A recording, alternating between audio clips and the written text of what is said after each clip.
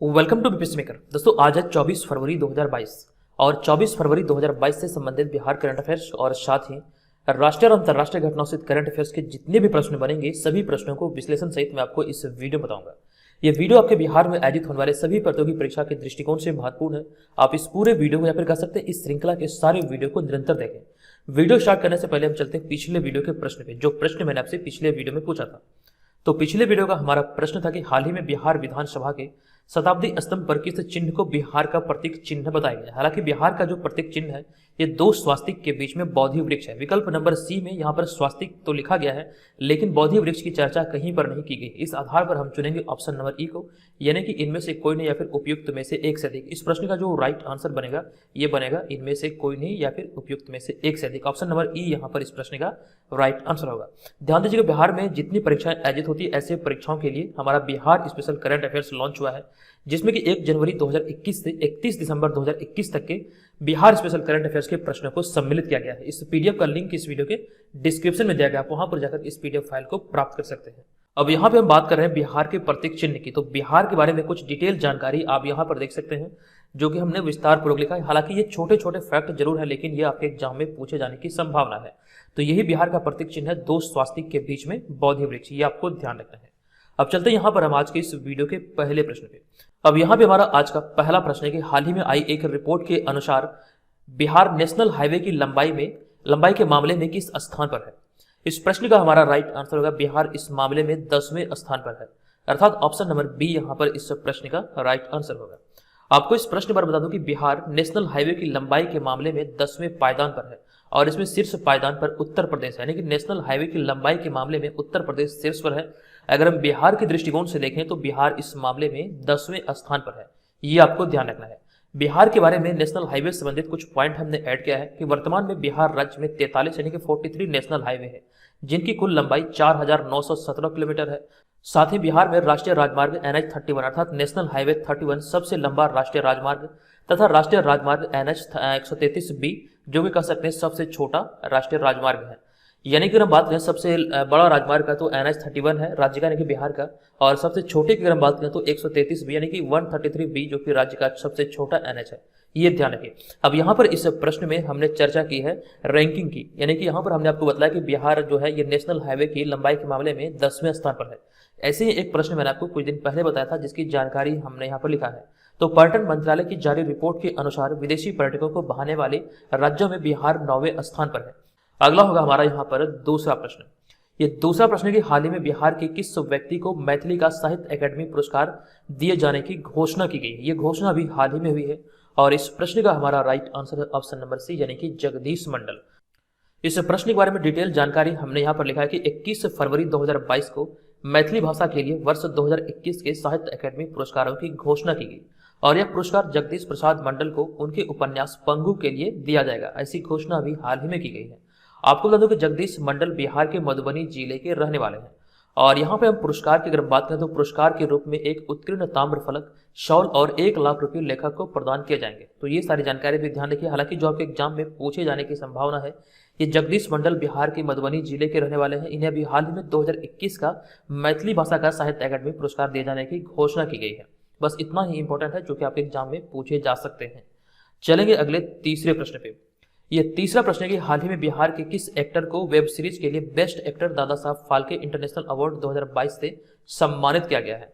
यानी कि web series category में best actor Dada Saheb Phalke international award 2022 से बिहार के किस अभिनेता को सम्मानित किया गया है।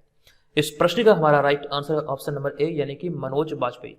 आपको यहाँ पे बता दूं कि हाल ही में बिहार के एक्टर मनोज बाजपेयी को उनके web series the family man 2 के लिए दादा साहब फाल्के इंटरनेशनल अवार्ड 2022 से सम्मानित किया गया है।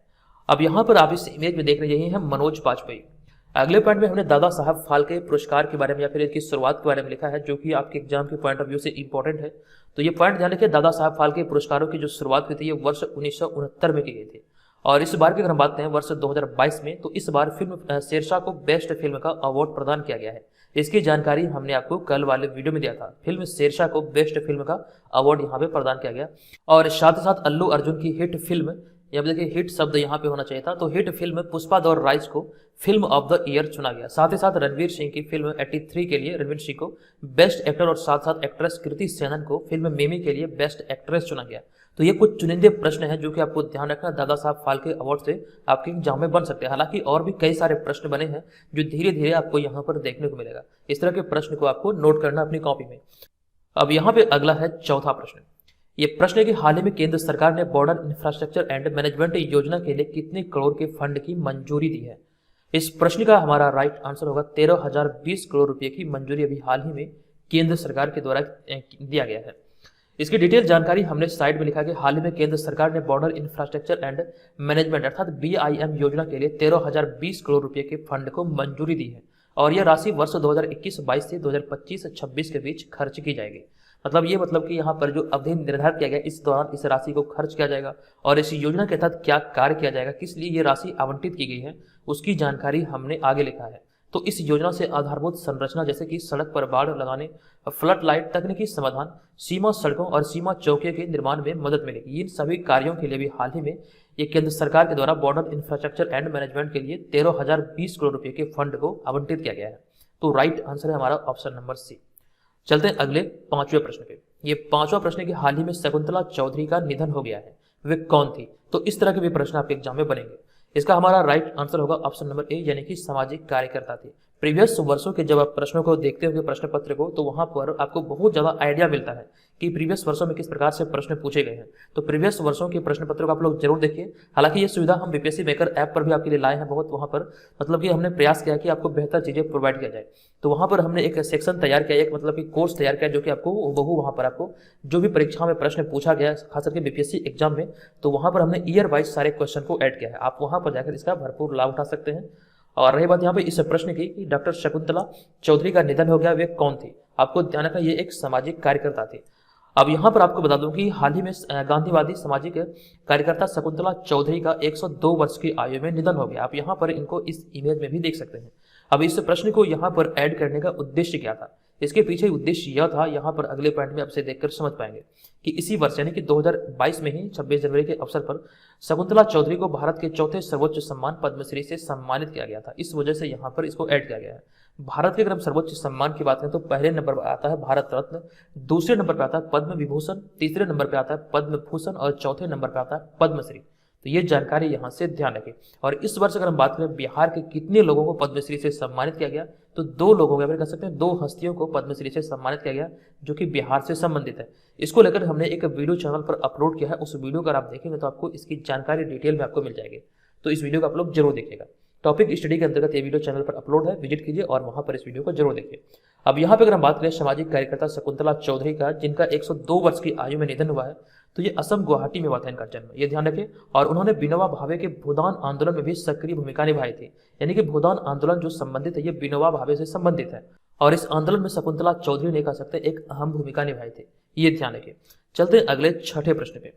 ये छठा प्रश्न है कि हाल ही में द फर्स्ट स्टेप नामक पुस्तक की एक प्रति उपराष्ट्रपति M वेंकैया नायडू को भेंट की गई है। यह पुस्तक किसके द्वारा लिखी गई है, ये भी हाल ही में बहुत ज्यादा खबरों में है, तो इसको भी आपको ध्यान रखना है। इसका राइट आंसर है हमारा ऑप्शन नंबर सी, यानी कि हसीनी लक्ष्मी नारायणन।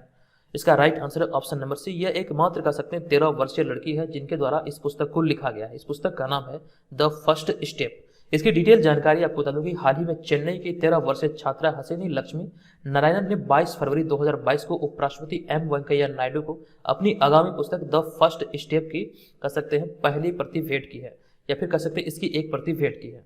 और अगर हम इस पुस्तक की बात करें तो यह पुस्तक विभिन्न क्षेत्रों में 25 युवा अचीवर्स की प्रेरक यात्रा का वर्णन करते हैं, यानी कि इसमें ये सारी चीजों का विश्लेषण किया गया है। अब अगर हम बात करें उपराष्ट्रपति M वेंकैया नायडू की, तो एक प्रश्न आपके एग्जाम में बन सकते हैं, M वेंकैया नायडू भारत के 13वें उपराष्ट्रपति हैं, ये ध्यान रखिएगा।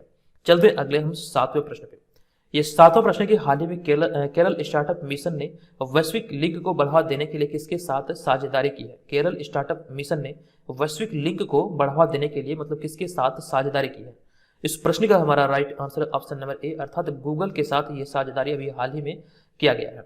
आपको बता दूं कि केरल स्टार्टअप मिशन ने वैश्विक लिंक को बढ़ावा देने के लिए गूगल के साथ साझेदारी की है और यह साझेदारी केरल के स्टार्टअप को गूगल के कार्यक्रम का लाभ उठाने के लिए एक व्यापक नेटवर्क में शामिल होने में सक्षम करेगा, जिसके माध्यम से कह सकते हैं केरल स्टार्टअप मिशन को वैश्विक कह सकते हैं वैश्विक पहुंच मिलेगी। तो इसीलिए अभी हाल ही में ये समझौता किया गया है। अब केरल की यहाँ पर बात आई है तो केरल से रिलेटेड हमने 2 पॉइंट ऐड किया है, दोनों करंट अफेयर्स के अंतर्गत वाले प्रश्न हैं, जो कि भारत का पहला डिजिटल विश्वविद्यालय केरल में खोला गया और साथ ही साथ हाल ही में केरल द्वारा देश के पहले अंडर सी केबल फर्मिना लॉन्च किया गया। आपको ये ध्यान रखना, देश का पहला अंडर सी केबल फर्मिना जो लॉन्च हुआ ये केरल में ही लॉन्च हुआ है, ये आप यहाँ से ध्यान रखिएगा। अगला होगा हमारा 8वां प्रश्न। ये प्रश्न की हाल ही में टाटा कंसल्टेंसी सर्विसेज लिमिटेड ने नवाचार को बढ़ावा देने के लिए किस शहर में डिजिटल गैराज लॉन्च किया है? इस प्रश्न का हमारा right answer option number B. ये डिजिटल गैराज की जो लॉन्चिंग की गई है तो इसका राइट आंसर होगा सिडनी में किया गया। अब यहाँ पे बात है सिडनी की, तो सिडनी आपको ध्यान रखना है ये ऑस्ट्रेलिया का एक शहर है, यही पर इसे लॉन्च किया गया है। आपको इस प्रश्न पर बता दूं कि हाल ही में टाटा कंसल्टेंसी सर्विसेज लिमिटेड ने कंपनी की वैश्विक क्षमताओं को ऑस्ट्रेलियाई बाजार में लाने के लिए ऑस्ट्रेलिया के सिडनी में एक डिजिटल गैराज लॉन्च किया है। ये आप यहाँ से ध्यान रखिए, ऑस्ट्रेलिया के सिडनी में ये टीसीएस का कह सकते हैं एक डिजिटल गैराज लॉन्च किया गया। टाटा कंसल्टेंसी सर्विसेज को शॉर्ट में टीसीएस कहा जाता है। अगर हम यहाँ पर टीसीएस की बात करें तो टीसीएस एशिया की सबसे बड़ी कंपनी समूह में से एक टाटा समूह का हिस्सा है और इसकी जो स्थापना हुई थी ये 1968 में की गई थी और इसकी जो शुरुआत हुई थी ये टाटा समूह के एक विभाग के तौर पर टाटा कंप्यूटर सेंटर के नाम से हुई थी 1968 में। अब यहाँ पर हम चलेंगे अगले 9वें प्रश्न पे। ये प्रश्न की हाल ही की घोषणा के अनुसार विज्ञान सर्वत्र पूज्यते नामक एक सप्ताह का आयोजन कब से कब तक किया जाएगा या फिर कब से कब तक किया जा रहा है? इसका राइट आंसर होगा हमारा ऑप्शन नंबर सी, यानी कि 22 से 28 फरवरी 2022 के दौरान इसे विज्ञान सर्वत्र पूज्यते नामक एक सप्ताह का आयोजन किया जा रहा है। आपको बता दूं कि विज्ञान सर्वत्र पूज्यते नामक एक सप्ताह का स्मरणोत्सव 22 फरवरी से 28 फरवरी 2022 तक पूरे भारत में 75 स्थानों पर एक साथ आयोजित किया जाएगा। अब ऐसा करने का उद्देश्य क्या है उसके बारे में हम आगे जानेंगे, लेकिन यहाँ पर देखिए ध्यान रखिए 75 स्थानों पर इसलिए किया जाएगा, भारत 2021 में अपनी आज़ादी की 75वीं वर्षगांठ मना रहा है, तो ऐसे में आज़ादी की 75वीं वर्षगांठ को अमृत महोत्सव के अंतर्गत मनाया जा रहा है। इसी दौरान कह सकते हैं ये घोषणा किया गया कि पूरे भारत के 75 स्थानों पर यह कह सकते हैं विज्ञान सर्वत्र पूज्यते नामक कार्यक्रम या फिर यह सप्ताह आयोजित किया जाएगा। ये आपको यहाँ से ध्यान रखना है। और साथ साथ हमने अगले पार्ट में लिखा कि इस कार्यक्रम का आयोजन विज्ञान और प्रौद्योगिकी विभाग, जैव प्रौद्योगिकी विभाग आदि द्वारा संयुक्त रूप से किया जाएगा। ठीक है, तो ये आपको यहाँ से ध्यान रखना, विज्ञान को कह सकते हैं बढ़ावा देने के कह सकते हैं एक उद्देश्य से इस सप्ताह का आयोजन किया जा रहा है। अगला होगा हमारा 10वां प्रश्न। ये 10वां प्रश्न है कि हाल ही में भारत T20 क्रिकेट रैंकिंग में किस पायदान पर पहुंच गया है? इंपॉर्टेंट प्रश्नों की श्रेणी में आप इसे रख सकते हैं। भारत की T20 रैंकिंग क्या है? नवीनतम रैंकिंग यहाँ पर आपसे एक प्रश्न पूछा गया है। इस प्रश्न का हमारा right answer option number A, यानी कि भारत इस मामले में पहले स्थान पर पहुंच गया है। आपको बता दूं कि हाल ही में वेस्टइंडीज पर एक श्रृंखला जीत से भारत आईसीसी पुरुष T20 टीम रैंकिंग में शीर्ष पर पहुंच गया है। और आपको ये ध्यान रखना, यहाँ जो हमने आंकड़े ऐड किए हैं ये आंकड़े फरवरी 2022 से संबंधित है। इस तरह के आंकड़े हमेशा परिवर्तित होते रहते हैं, तो आपको ये ध्यान रखना, यहाँ जो मैं आपको बता रहा हूँ ये फरवरी 2022 के आधार पर ये आंकड़े हैं, जो कि अभी हाल ही में जो कह सकते हैं T20 श्रृंखला हुई थी वेस्टइंडीज और भारत के साथ। इसी श्रृंखला के बाद यहाँ पर कह सकते हैं 3-0 से जीतने के बाद इस मामले में भारत शीर्ष पर पहुंचा है। ये ध्यान रखिए।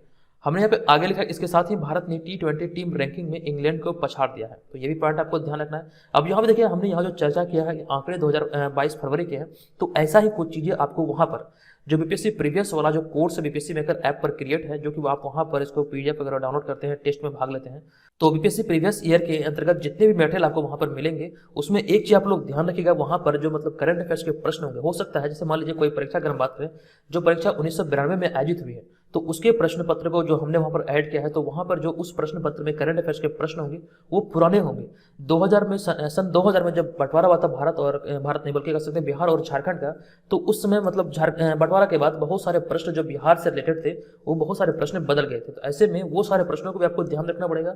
और साथ साथ करंट अफेयर्स वाले प्रश्न तो पुराने होते ही हैं, तो उन सारी चीज़ों से आपको बचना है। हालांकि वहाँ से कि आप बहुत सारी चीज़ों का आइडिया ले सकते हैं, इसलिए इस चीज़ का अगर आप ध्यान में रखेंगे तो आपको चीज़ें बेहतर मिलेगी। बस वहाँ से आपको ये ध्यान रखना, जैसे मान लीजिए 1992 में जो परीक्षा आयोजित हुई, तो करंट अफेयर्स के प्रश्नों को आपको वहाँ से याद नहीं करना है, बस वहाँ से आइडिया लेना कि प्रश्न आपको कहाँ से पूछे गए हैं, वो प्रश्न को आपको नहीं पढ़ना, क्योंकि वो प्रश्न ऑलरेडी पुराना हो चुका है। नया करंट अफेयर्स जो आप यहाँ पर इस सीरीज के अंतर्गत देखते हैं, इसी को पढ़ना है आपको, ठीक है। अब यहाँ पे हमारा अगला पॉइंट है कि हाल ही में सलामी बल्लेबाज रोहित शर्मा को भारतीय क्रिकेट टीम के या फिर क्रिकेट के तीनों फॉर्मेट में क्रिकेट का कप्तान बनाया गया है। तो ये भी पॉइंट आप ध्यान रखें, तीनों T20 या फिर कह सकते हैं वनडे और साथ साथ टेस्ट, ये तीनों फॉर्मेट का कप्तान अभी हाल ही में सलामी बल्लेबाज रोहित शर्मा को बनाया गया है। अगला है 11वां प्रश्न। ये प्रश्न है कि हाल ही में हुरून इंडिया की तरफ से जारी वेल्थ रिपोर्ट में वर्ष 2021 में भारत के करोड़पति परिवारों की कितने प्रतिशत वृद्धि है या फिर कितनी प्रतिशत वृद्धि हुई है। 2021 का जो रिपोर्ट अभी हाल ही में जारी किया गया है हुरून इंडिया की तरफ से, इससे संबंधित ये प्रश्न है। तो इस प्रश्न का हमारा राइट आंसर है 11% अर्थात ऑप्शन नंबर डी। आपको बता दूं कि हाल ही में हुरून इंडिया की तरफ से वेल्थ रिपोर्ट 2021 से जारी किया गया और इसके अनुसार भारत में करोड़पति परिवार की संख्या पिछले साल की तुलना में 11% की वृद्धि पाई गई, यानी कि 11% की वृद्धि दर्ज की गई है। साथ ही साथ साल 2021 में भारत में डॉलर मिलियनियर यानी कि 7 करोड़ रुपए से अधिक की निजी संपत्ति वाले व्यक्तियों की संख्या 11% बढ़कर के 4.58 लाख हो गई है। ये भी आपको ध्यान रखना, लगभग कर सकते हैं 4.5 लाख हो गई है, जो कि आपको यहाँ पर ध्यान रखना, हमने एक शब्द का प्रयोग किया है डॉलर मिलियनियर, यानी कि इसका अर्थ होता है कि 7 करोड़ से अधिक रुपये की मतलब कि निजी संपत्ति वाले लोग। तो ये ध्यान रखिए, ऐसे मतलब लोगों की संख्या हो गई 11% बढ़कर के लगभग 4.5 लाख। आई होप कि आप ये सारे पॉइंट को यहाँ से याद रखेंगे। अगला होगा हमारा यहाँ पर 12वां प्रश्न। यह प्रश्न है कि निम्नलिखित में से विश्व चिंतन दिवस यानी कि वर्ल्ड थिंकिंग डे किस दिन मनाया जाता है। इस प्रश्न का राइट आंसर है ऑप्शन नंबर बी, अर्थात प्रत्येक वर्ष विश्व चिंतन दिवस प्रत्येक वर्ष 22 फरवरी को मनाया जाता है। और अगला पॉइंट है कि स्काउट गाइड आंदोलन के जन्मदाता लॉर्ड वेडन पावेल का जन्म दिवस चिंतन दिवस के रूप में मनाया जाता है, इसीलिए मतलब प्रत्येक वर्ष ये 22 फरवरी को सेलिब्रेट किया जाता है। तो राइट आंसर है ऑप्शन नंबर बी, अर्थात 22 फरवरी। अब चलते हैं आज के इस वीडियो के प्रश्न की ओर। आज के इस वीडियो का हमारा प्रश्न है कि हाल ही में पटना के संजय गांधी स्टेडियम में अगस्त्या कप क्रिकेट टूर्नामेंट की शुरुआत कब से की जाएगी। इस प्रश्न के बारे में डिटेल जानकारी हमने आपको दिया है, बताइए इस प्रश्न का राइट आंसर क्या होगा। कंप्लीट चीजें आप यहाँ पर कमेंट बॉक्स में लिख सकते हैं। और जो लोग बिहार में एजिथनल बीपीएससी और सीडीपीओ जैसी परीक्षाओं की तैयारी में लगे हैं तो ऑनलाइन टेस्ट सीरीज में आप लोग जरूर पार्टिसिपेट करें। बीपीएससी में अगर ऐप पर जो आगामी एग्जाम को देखते हुए टेस्ट सीरीज चला जा रहा है, इसके माध्यम से आप अपनी तैयारी का सही तरीके से आंकलन कर पाएंगे कि आगामी एग्जाम को लेकर के आप कितने प्रिपेयर हैं। और यहाँ पर ये ध्यान रखें, ऑनलाइन टेस्ट सीरीज के अलावा जो मटेरियल आपको मिलेंगे यहाँ पर डेली बेसिस पे आपको करंट अफेयर्स से अपडेट रखा जाएगा ताकि आप एग्जाम में बेहतर स्कोर कर पाएं। इस करंट अफेयर्स में आपके बिहार राष्ट्रीय अंतर्राष्ट्रीय सारे करंट शामिल होंगे। इसके अलावा और भी कई सारे मटेरियल हैं जो कि आप बीपीएससी मेकर ऐप पर डेली बेसिस पर प्राप्त करेंगे। तमाम चीज़ों के लिए आप बीपीएससी मेकर ऐप को जरूर डाउनलोड करें। इस ऐप को प्ले स्टोर से डाउनलोड किया जा सकता है, साथ ही साथ इसका लिंक इस वीडियो के डिस्क्रिप्शन में भी है। और साथ साथ ये भी ध्यान रखें, जो लोग पहले से ऐप डाउनलोड करके रखे हैं आप लोग इसको अपडेट कर लीजिए एक बार। अभी अपडेट आया है कल है, तो अगर आप अपडेट करते हैं तो बहुत सारी चीज़ें ऐसी यहाँ पर नया फीचर जोड़ा गया है, तो आप लोग उसका भी भरपूर लाभ उठा पाएंगे। तो जल्दी से सभी लोग ऐप को अपडेट कर लेंगे। तो दोस्तों आज के इस वीडियो में इतना ही, मिलेगा नेक्स्ट वीडियो, तब तक के लिए धन्यवाद। जय हिंद।